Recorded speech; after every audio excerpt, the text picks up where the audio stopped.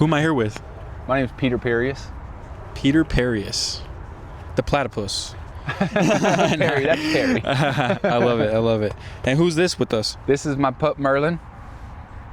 Awesome. Hi, Merlin. Now, you've been out here and you're staying in this tent right now? Yes, sir. How long have you been out here for?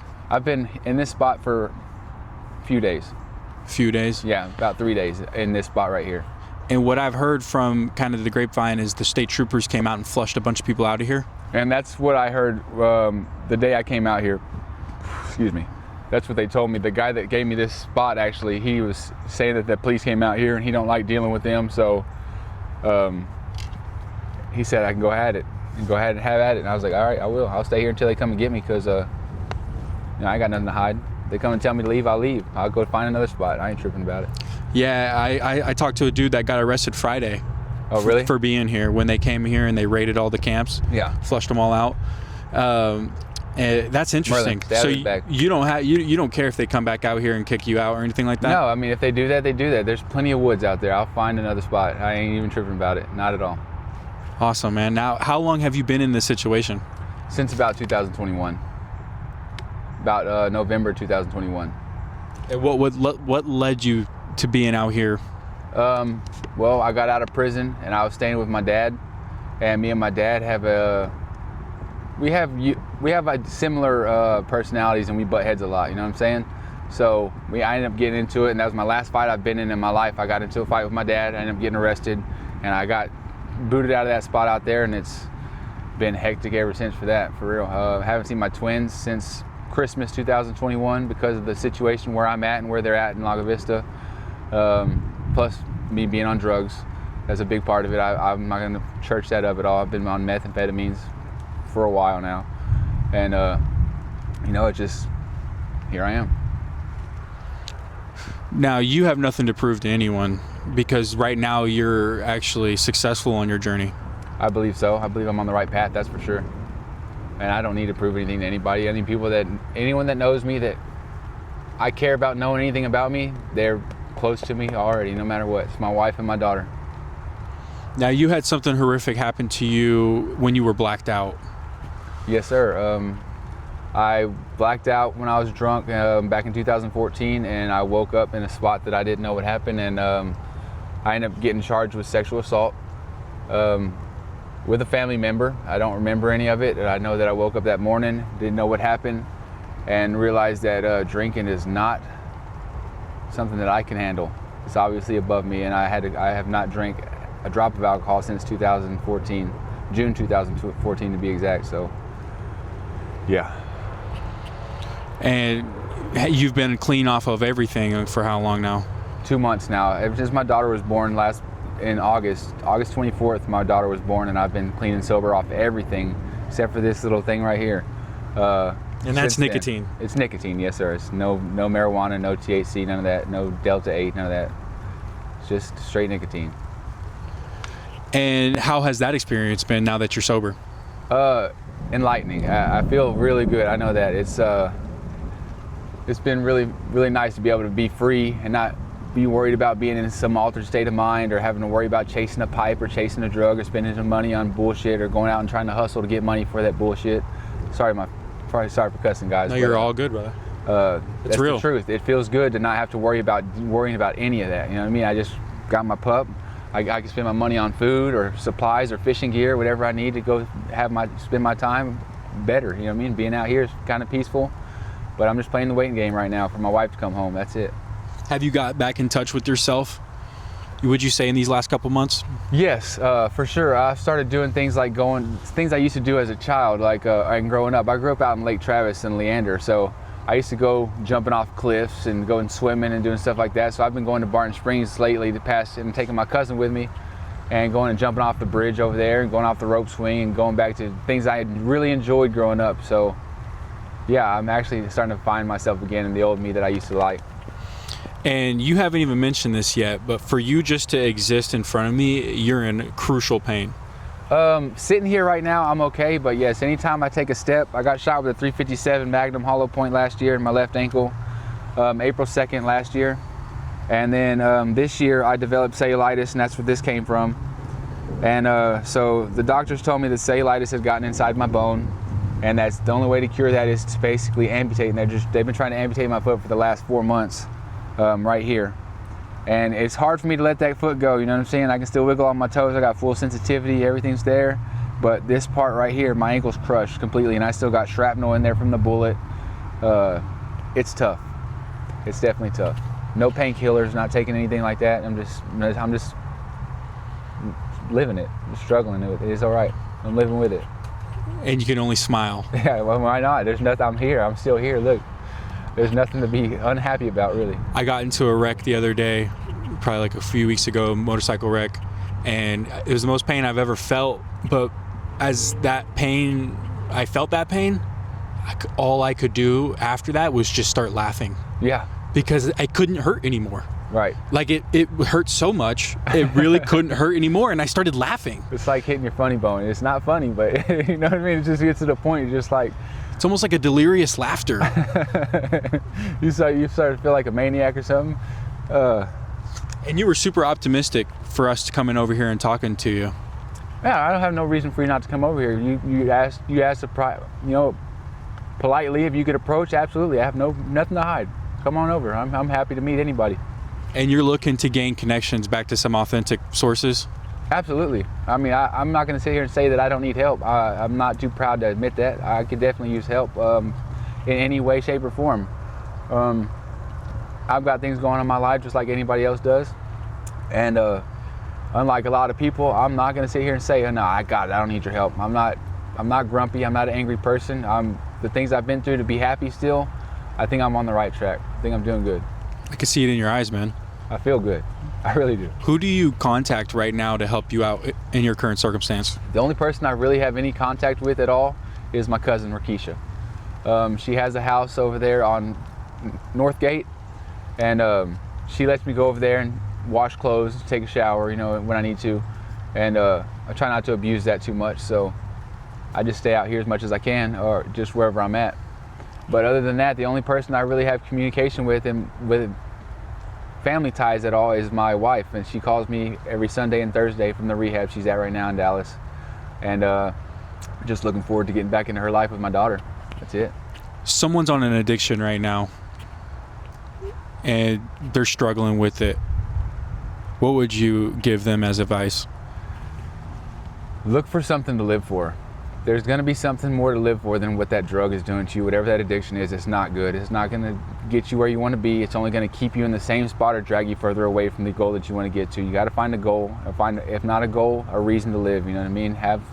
Get a puppy. Get in a relationship. Get sober. Find Merlin. yourself again. Hey, Merlin, you want to say hi?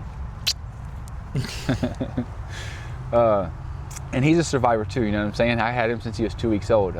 We were feeding him formula. And then he caught parvo, and we had to surrender him over to Austin Pets Alive. He almost died, but they kept him for about 3 weeks, and they saved his life. I went and paid $100 and adopted him back. And he's my best friend, you know what I'm saying? And he's your reason. He's one of them. One of them. He's definitely. I can't just let him go, you know what I mean? I got to look out for him and make sure he's fed, make sure he's taken care of. And but my daughter right now, the big breaking point for me right now is my wife and my daughter. She's sober, I'm sober, and we have our daughter. We have a reason to live, you know what I mean? And somebody that's more important to me, more precious to me, that's completely innocent. And there's no way I'm gonna let her grow up in a situation that I was in as a kid. And I'm just happy. I'm happy to have something to live for. When you were brought to the bottom and you thought all hope was lost, how did you survive? Honestly, after I got shot, so I explained before how right before I had gotten shot, my wife had left me, and that was devastating in itself because I didn't see it coming. I thought we were good. I thought we were okay. We were about to go talk to somebody else the next day about renting a place to live, and I woke up the next morning and she was gone. Left a note on the bed right there. Had some chicken patties cooked for me waiting, you know what I mean? And she was just gone. Took all her stuff, took her dog, and she was gone. Left my drugs, left the money, stuff she's never done in our 26-year history. She's never done any of that. Never left a note, never done anything like that.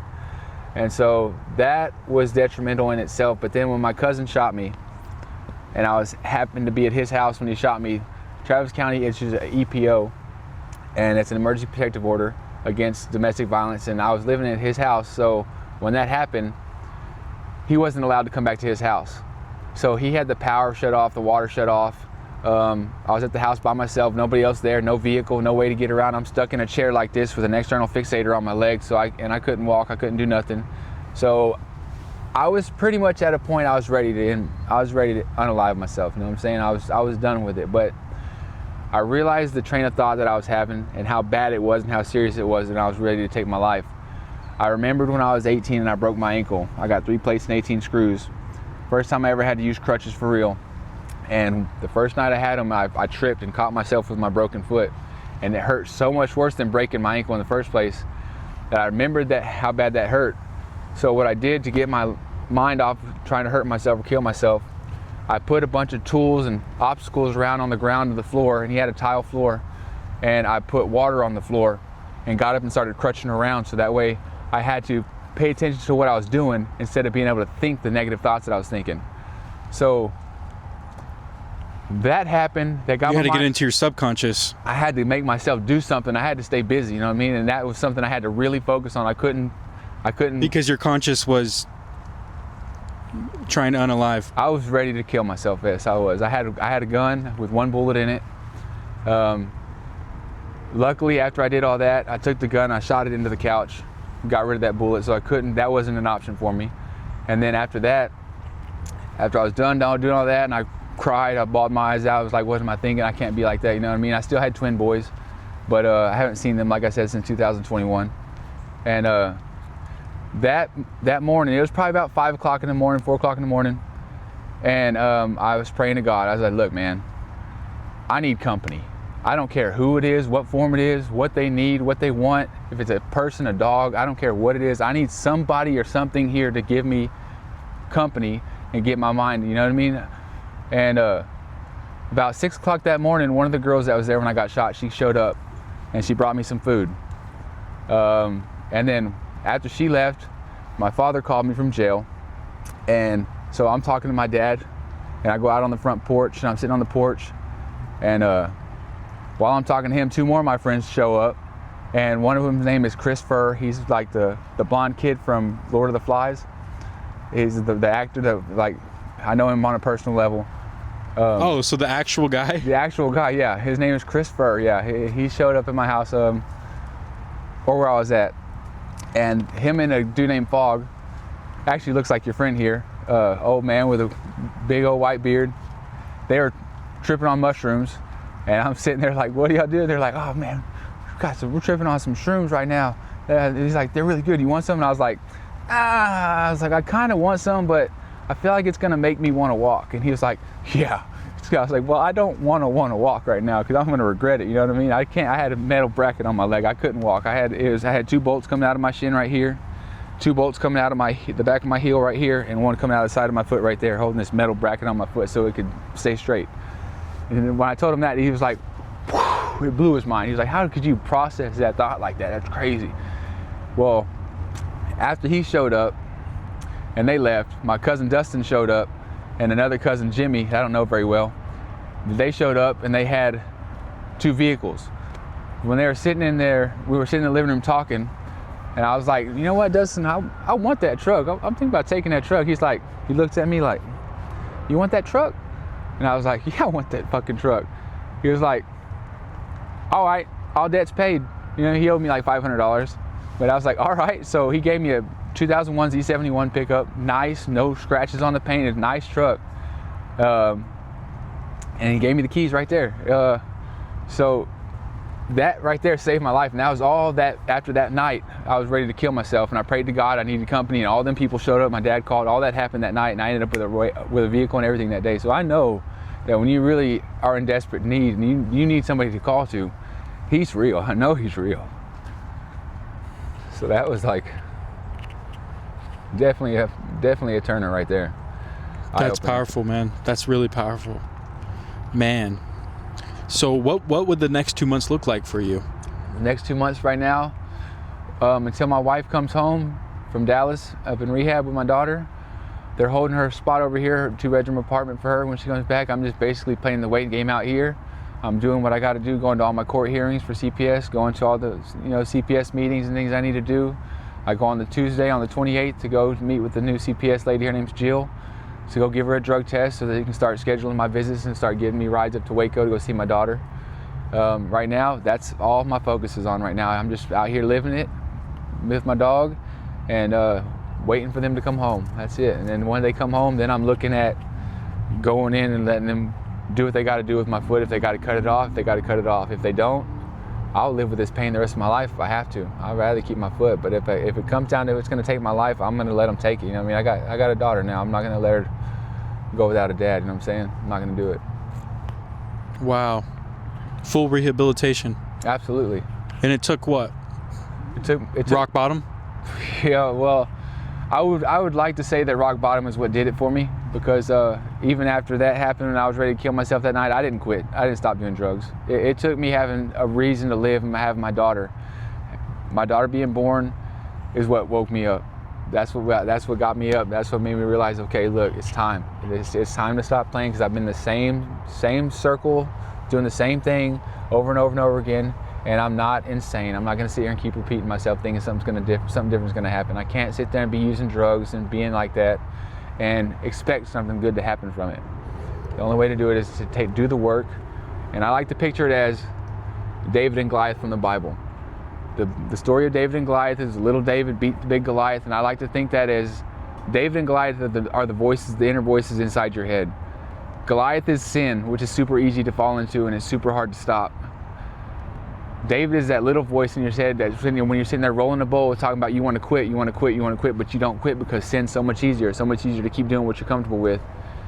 David finally got to step up and beat that voice, and you got to actually put in the work and stop. That's the only way to really make it happen. Wow, man. I just want to say thank you for sharing your message. Absolutely. And we're going to honor it. If someone wanted to find you in your circumstance right now, where could they reach you from? My phone number. Don't put your phone number, perhaps like an email? I got an email.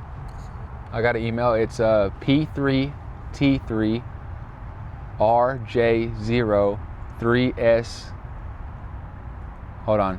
Scratch that. It's hard to say it out loud. We'll put it in the description. Okay, put it in the description, yeah, because it basically spells Peter Joseph 88, but the 3's are E's, the E's are 3's, and the O is a 0. Awesome. Peter, it's a real pleasure, man. If you could share a message with the entire human race globally, what would you say to them? Man, love each other. Just look out for each other. Don't let these politics and people that put this fake news out there, don't let them distract you with these race wars and all this shit, because everybody's the same. Everybody bleeds the same color. Love everybody, because everybody's going through something. One love. One love. We're going to pray for you, man. God bless you. God bless you. Thank you.